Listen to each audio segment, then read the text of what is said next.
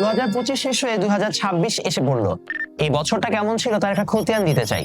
বছরের প্রাপ্তি অপ্রাপ্তি চাওয়া পাওয়া নানা কিছু মিলিয়ে এই বছরটা ছিল বড় রোমাঞ্চকর। চলুন জানাই এই বছরটা কেমন গেল এবং পরের বছর আমি আসলে কি কি প্ল্যান করছি। এই ভিডিওটার কোনো স্ক্রিপ্ট নাই, তাই আমি এখন যা যা বলবো সেগুলো পুরোপুরি হচ্ছে আমার মনের ভিতর থেকে। 2025 সালে আমি কয়েকটা অ্যাসপেক্ট থেকে হচ্ছে ব্যাখ্যা করতে পারি।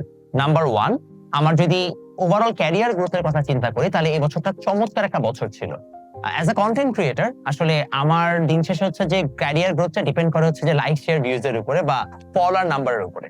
যদি আমি সেই দিক থেকে চিন্তা করি তাহলে এই বছর আমার সব প্ল্যাটফর্ম মিলিয়ে টোটাল ফলোয়ার বেড়েছে প্রায় 3 লাখের মতো, which is huge because গত বছর যখন আমি শেষ করি তখন আমার আর 1 লাখের আশেপাশে সব প্ল্যাটফর্ম মিলে। সেখান থেকে এখন আমাকে প্রচুর মানুষ চেনে এবং একই সাথে আমার প্রতিটা কন্টেন্টের হচ্ছে যে যদি আমি এনগেজমেন্ট চিন্তা করি সেটা চমৎকার। সেইটা আমার জন্য একটা বড় প্রাপ্তি। 2025 সালের ব্যাকগ্রাউন্ডের কাজও আমি অনেক কিছু শিখেছি। এই বিষয়টা আপনারা অনেকে বুঝতে পারবেন না বিকজ আপনারা সারাক্ষণ দেখেন আমি ক্যামেরার সামনে কথা বলি, বাট ক্যামেরার পেছনে কিন্তু অনেক কাজ থাকে। যেমন আমি এখন যে টিমটা নিয়ে কাজ করি, মার্চ মাস পর্যন্ত আমার কিন্তু টিম পুরো সেপারেট ছিল। আমার বই অর্ডারের যে টিম ছিল সবকিছু এগুলো পুরোপুরি ডিফারেন্ট ছিল। তো ইন দ্যাট অ্যাসপেক্ট আমার পুরো এন্টায়ার টিমকে চেঞ্জ করে সিস্টেম বিল্ড করা, এগুলো আসলে অনেক হচ্ছে যে টায়ারসাম একটা কাজ ছিল। আমি জানি যারা স্টুডেন্ট তারা এগুলো হয়তো বা সেরকম মর্ম বুঝবা না, কিন্তু যারা ইয়াং প্রফেশনালস আছেন কিংবা যারা হচ্ছে এখন university first year second year third ইয়ারে আছেন, অলওয়েজ একটা কথা মাথায় রাখবেন, it's the system that must be build by you. আপনার কাজ সিস্টেম বিল্ড করে কাজকে ডেলিগেট করা, এবং এই কাজটা আমি 2025 শিখেছি, যেটা কিনা হয়তোবা আমি আগে কখনো চিন্তাও করিনি। আরেকটা বড় প্রাপ্তির জায়গা আমার বইগুলো। আমি যখন গত বছর ছিলাম তখন আমার মোস্ট প্রবাবলি বই ছিল হচ্ছে 12-13টার মতো। এই বছরে আমার সেই নাম্বারটা দাঁড়িয়েছে 34-এ যে। এবং এই বছর আমার অন্যতম বড় প্রাপ্তি হচ্ছে এসএসসির 5টা বই আমি এবছর লিখেছি এবং সেগুলো আমি কখনো ভাবিও না এত বেশি সাড়া ফেলবে, এবং নতুন এডিশনের বইয়ের জন্য অলরেডি মানে অনেক বেশি অর্ডার চলে আসছে। আরেকটা বড় আমার প্রাপ্তি বছর সেটা হচ্ছে আমি কলেজ ভর্তি গাইড বের করেছি, যেটা বাংলাদেশের আপাতত মার্কেটে সেকেন্ড পজিশনে ছিল, সেটারও আমি হচ্ছে যে আপগ্রেড আনছি। এবং থার্ডলি আরেকটা বড় জিনিস আমি কাজ করছি, সেটা হচ্ছে যে আমার এইচএসসি আইসিটি বইগুলোর 2টো ভার্সন বের হয়েছে। এখানে অবশ্য কিছু দোষও স্বীকার করতে চাই। তাড়াতাড়ি করে যখন আমরা বই লঞ্চ করতে গেছি তখন আমি কয়েকটা জিনিস শিখেছি যে বইয়ে প্রুফ রিডিং এর ক্ষেত্রে অনেক বেশি জোর দেওয়া দরকার, যার কারণে আমার অনেকগুলো বইয়ের মধ্যে স্পেলিং মিস্টেকস ছিল, যেগুলো আমি অবশ্য নতুন এডিশনে সবগুলো ফিক্স করে ফেলেছি। বাট ওই জিনিসগুলোর ব্যাপারে আমার আরেকটু খেয়াল রাখা দরকার ছিল। হাউএভার আমার কাস্টমাররা আসলে অনেক ভালো, কারণ তারা গুড ফেইথে সেটা নিয়েছে, বুঝেছে অনেকে যে না ঠিক আছে ফর দ্য ফার্স্ট টাইম কাজ করছে, বাট বইয়ের কনসেপ্ট ভালো ছিল, থিওরি ইউনিক ভাবে আমি লিখেছি, এবং এই জিনিসগুলোর প্রতিফলন আপনারা আমার এইচএসসি আইসিটি বইয়ে দেখতে পাবেন, যেখানে ভুলের পরিমাণ একদম মিনিমাল, বইয়ের ফরম্যাটিং অনেক সুন্দর হয়েছে। সো অনেকগুলো হচ্ছে যে ব্যাকগ্রাউন্ডের জিনিসপত্র আমি নিজে শিখেছি এবং সেগুলো ইমপ্লিমেন্টও করছি। আশা করি পরের বছর আমি যে প্রজেক্টগুলো হাতে নিয়েছি সেখানে আপনারা আরো চমৎকার হচ্ছে কিছু রিভিউ দেখতে পাবেন। অনেক গেল ব্যবসা বাণিজ্যের কথা। In terms of personal growth আমি 3টা জিনিসে ফোকাস করতে চাই। নাম্বার 1 হচ্ছে যে ফিজিক্যাল ফিটনেস। যদি হচ্ছে যে আমি ওভারঅল চিন্তা করি এবছর হচ্ছে যে আমার ওভারঅল ফিটনেস স্ট্যামিনা সবকিছুতে আমি যথেষ্ট ফোকাস করার কারণে এবং জিম সেশনস প্রপারলি হিট করার কারণে আমি নিজের সিগনিফিকেন্ট চেঞ্জ দেখতে পাচ্ছি, which I am really hopeful। এবং আপনারা যারা নতুন বছরে প্ল্যান করছেন যে না you will actually focus on your fitness, I really hope যে আপনারা হচ্ছে আপনাদের ফিটনেস গোলগুলো হিট করতে পারেন। অন সেকেন্ডারি লেভেল আমার ওভারঅল হচ্ছে যে আমি যেটা বলি ইমোশনাল রেজিলিয়েন্স, সেটা হচ্ছে যে প্রচুর পরিমাণে বেড়ে গেছে। I can now work under extreme stress. I can also be very emotionally rigid to any sort of হচ্ছে যে challenges, এবং সবচেয়ে বড় যে জিনিসটা সেটা হচ্ছে if any sort of challenge comes up to me, আমার মধ্যে এখন ওই আইডিয়াটা চলে আসছে বা ওই কনফিডেন্সটা চলে আসছে যে না I can no matter what I can handle it। So আমার কাছে মনে হয় এই জিনিসটা যদি আপনারাও করতে পারেন, এবং আই হোপ যে আপনারা এটা করেন, তাহলে খুবই ভালো হবে। বাট আই ক্যান অলসো হচ্ছে যে give you a very simple idea, সেটা হচ্ছে আমার এই পুরো জার্নিতে এই ইমোশনাল রেজিলিয়েন্সটা গঠন করতে যে আমার একটা বড় সমস্যা হয়ে গেছে যে আমি আগের মতো হচ্ছে ফিল করতে পারি না, আমি অনেকটা হচ্ছে যে নাম হয়ে গেছে। এটা আমার পার্সোনাল হচ্ছে যে রিলেশনশিপ গুলোতে in terms of my family and other things hampered me a lot. মানে একটা পার্টিকুলার পয়েন্ট আমার কাছে মনে হয়েছে a lot of people are thinking যে ব্যাপার কি, মানে why isn't he reacting the way we are expecting him to, because আমি সবকিছুতে হচ্ছে অনেক নাম ভাবে হচ্ছে রিঅ্যাক্ট করা স্টার্ট করেছি। I really don't know এটা ভালো নাকি খারাপ। ইন টার্মস অফ ব্যবসা অনেক ভালো, but at times I feel like I'm losing myself. So the big question, আমার তাহলে নতুন বছরের প্ল্যান কি? নাম্বার 1, নতুন বছরের এইখানে আমি শুধুমাত্র স্কেলেবিলিটি চাচ্ছি। স্কেলেবিলিটি মানে আমি আমার এক্সিস্টিং ব্যবসাকে আরো অনেক বড় করে আগাতে চাই। যেমন গত বছর আমি এসএসসি ফিজিক্সে যতজন স্টুডেন্ট পড়িয়েছি তার থেকে আরো বেটার এবং আরো এফিশিয়েন্টলি হচ্ছে যে আমি আরো অনেক বেশি নাম্বার স্টুডেন্টকে সার্ভ করতে চাই। এটা আমার অন্যতম বড় এই বছরের হচ্ছে যে প্রতিজ্ঞা। এবং একই সাথে মনে পড়লো প্রতিজ্ঞা থেকে যে আমার একটা নতুন কোম্পানিও ফর্ম করা হয়েছে যার নাম প্রতিজ্ঞা। এমন ঘটা করে বলার কিছু নাই, জাস্ট আমি আগে একা পড়াতাম, এখন সেটাকে আমি একটা প্ল্যাটফর্ম রূপে হচ্ছে রূপান্তর করেছি। স্টিল হচ্ছে এখানে এখন আমি হচ্ছে মেজরিটি ক্লাসেস নিচ্ছি।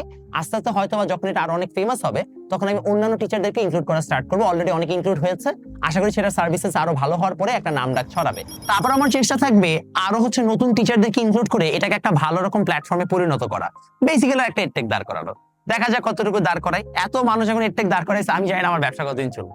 হাউএভার আমার বইয়ের ব্যবসা চমৎকার চলছে এবং আই রিয়েলি হোপ যে আমি গত বছরে যে ভুলগুলো করেছি বইয়ের ক্ষেত্রে সেগুলোকে এবার রিপিট না করে আরো বেটার কোয়ালিটির বই দিতে পারি। এখন আমি আসলে আগে থেকে বলে দিতে পারতেছি না যে কি কি নতুন বই বের হবে, কারণ তাহলে কম্পিটিটররা কপি করে ফেলবে।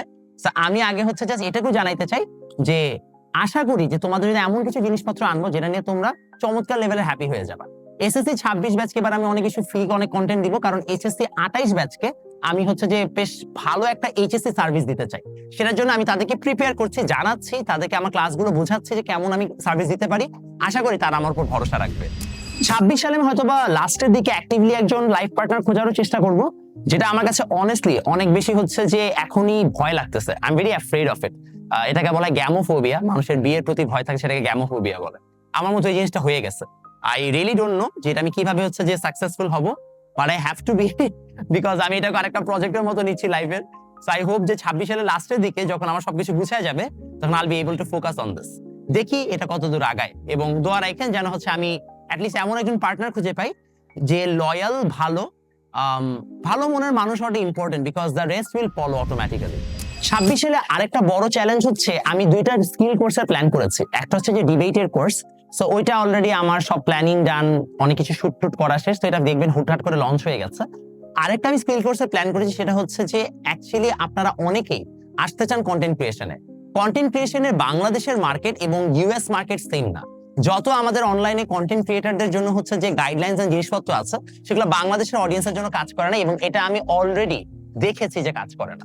So I want to come up with a content creators হচ্ছে যে প্যাকেজ, বা আমরা বলতে একটা কন্টেন্ট ক্রিয়েটার্স হচ্ছে যে আমরা একটা ওয়ার্কশপ টাইপের করতে চাই, যেখানে আমি অ্যাকচুয়ালি মানুষকে শেখাতে চাই যে কিভাবে পার্সোনাল ব্র্যান্ড বিল্ড করতে হয়।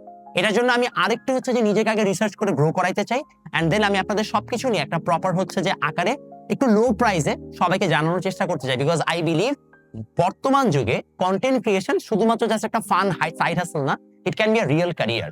এবং সেটার জন্য আপনাদের সবাইকে জাস্ট হচ্ছে যে ভিডিও বানাতে জানতে হবে না, you need to know psychology, you need to know how Instagram, Facebook etcetera works, algorithm কিভাবে change, how to keep up with that, how to research for your niche. এই প্রত্যেকটা জিনিসকে আপনার শিখতে হবে। It's not a content creation game, it's about a research game. এবং আপনাকে রিসার্চে আমি শেখানোর চেষ্টা করবো হয়তোবা। দোয়া রাখেন যেন আমি অন্যান্য কাজটা শেষ করে এটার জন্য টাইম বের করতে পারি। 4 আর 5 নম্বরে বলবো দুটো জিনিস। নাম্বার 1, মানে 4 নাম্বার পয়েন্ট, সেটা হচ্ছে আমি এবছর 2টা দেশও ঘুরতে চাই। সো 2টা দেশ হচ্ছে পার্টিকুলারলি ইন্দোনেশিয়া ঘোরার আমার অনেক দিনের শখ, ইন্দোনেশিয়া ঘোরার আমার ইচ্ছা আছে।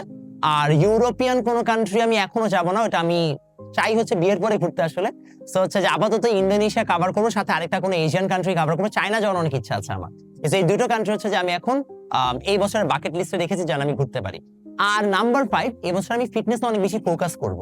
আমার যা বডির গ্রোথ, আশা করি হচ্ছে যে এখন তো আমি আসলে বাল্ক মোডে আছি, শরীর টরি ফুলে টুলে গেছে, বাট আমি যখন কাটিং এ যাবো, যখন যেন হচ্ছে একটা প্রপার কাট আনতে পারি, সেটার জন্য সেই বছর আমি অনেক বেশি এক্সাইটেড এবং অনেক বেশি ডিটারমাইন্ড। হোপফুলি আমি একটা 6 প্যাক অ্যাবস একদিন বানাইতে পারবো। এটা আমার অনেক দিনের শখ, একসময় ছিল, বাট তারপর হচ্ছে আমি মেনটেন করতে পারি। সো আই রিয়েলি হোপ যে আমার এই বছরের যে ইচ্ছাগুলো আছে সেগুলো সে পূরণ করতে পারে। আমাকে কমেন্ট সেকশনে জানান আপনাদের কি কি ইচ্ছা আছে, আপনারা নতুন বছরে কি কি অ্যাচিভ করতে চান, কি কি ভুল করেছেন এই বছর, সেখান থেকে কি শিক্ষা নিয়েছেন।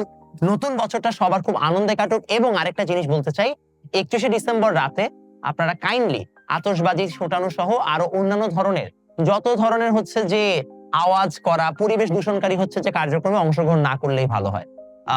দেখেন দেশে অলরেডি হচ্ছে একটা রাষ্ট্রীয় শোক চলছে। এর পাশাপাশি আপনারা এটাও জানেন প্রতি বছর আমি এটা নিয়ে অ্যাওয়ারনেস করি যে হচ্ছে যে আশেপাশে যখনই হচ্ছে যে এরকম আতশবাজি ফুটে কিভাবে হচ্ছে যে অনেক শিশু হচ্ছে যে এখানে মারা গেছেন, কিংবা অনেক পশু পাখির হচ্ছে যে ক্ষতি হয়, কিভাবে পাখি মারা যায়। এই আমাদের আনন্দ উল্লাসের জন্য যদি আমরা প্রকৃতির ক্ষতি করি তাহলে সেটা তো সঠিক না। পূর্বে আমিও এগুলো করেছি, যেমন আতশবাজি আমি কখনো নিজে ফুটাই নাই, বাট হচ্ছে যে আতশবাজি যারা ফুটিয়েছে তাদের এখানে গিয়েছি, আনন্দ উদযাপনে হচ্ছে যে অংশগ্রহণ করেছে। এখন আমি বুঝতে পারি এটা ঠিক হয় না আমার পক্ষ থেকে। সো মানুষ রিয়েলাইজেশনে আসে আমরা যখন প্রথম প্রথম করতাম তখন তো এত অ্যাওয়ারনেস ছিল না, বিকজ আমরা জানতাম না এটার ইমপ্লিকেশন কিরকম হতে পারে। জাস্ট বিকজ ইউরোপ আমেরিকাতেও তারা করে, মানে আমাদেরকেও করতে হবে এমন না। পার্টিকুলারলি ঢাকা শহর কিন্তু অনেক ডেন্সলি পপুলেটেড একটা হচ্ছে যে শহর। ইউরোপ আমেরিকায় পার্টিকুলার জায়গায় করে, ওপেন স্পেসে করে, সেখানে ডেজিগনেটেড এরিয়া থাকে। আমাদের জন্য কিন্তু এমন না। আমাদের হচ্ছে যে যেই জায়গায় আমরা বাসা সেখান থেকে আমরা আতশবাজি ফুটাই এবং দেখা যায় আমাদেরই ক্ষতি হয়, আগুন ধরে যায়। এটা করবেন না। আমার যারা ভিডিও দেখছেন, আশা করি আপনাদের উল্লাসের জন্য আপনারা অন্যের কখনো ক্ষতি করবেন না। দেখা হবে আপনাদের সাথে নতুন বছরে, নতুন উদ্যমে, নতুন কোনো ভিডিওতে। ভালো থাকবেন, সুস্থ থাকবেন। আসসালামু আলাইকুম।